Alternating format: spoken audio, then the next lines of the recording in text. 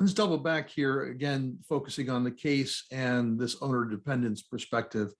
So these owners, the case does say that this is a very flat management structure for this business, but the owners, aside from Bill Cashin, are very interested in hanging around for up to 10 more years before any desired retirement.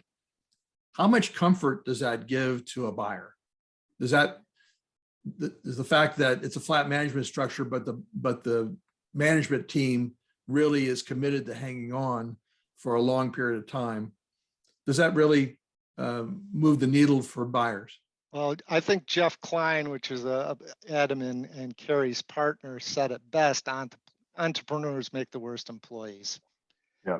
So you have kind of two things working in this case. One is the emotional decision to retire.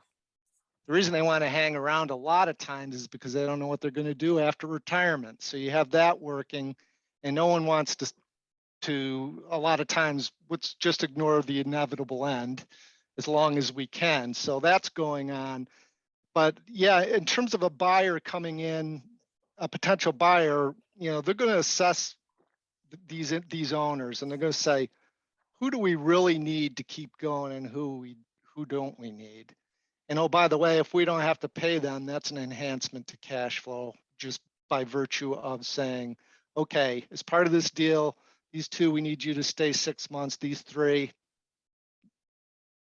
it's time for you to retire. So, again, they'll weigh the pros and the cons to make the transition as smooth as possible. But, it's tough. I'm working with a business owner right now. It's quite old. He's in his 80s. He says, I don't know how long I'm going to stick around. I'm used to running this place, and I don't know if I'm going to be able to make the transition to working for somebody else.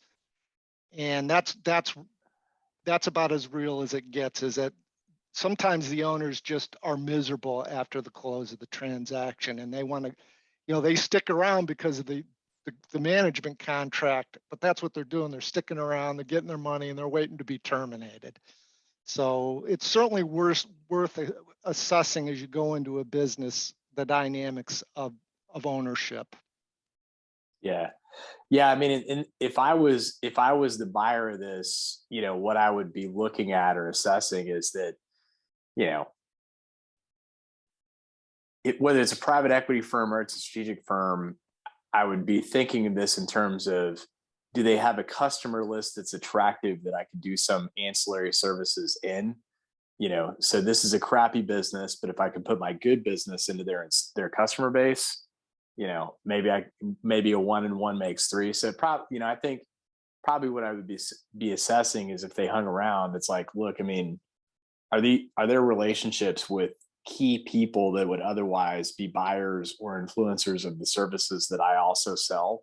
If that's the case, maybe promise I'm not all negative. I mean, maybe that would be a case where I would be interested and perhaps even pay a little bit of a premium, is if I thought the customer base was something that I could also be complimentary to based on what I did.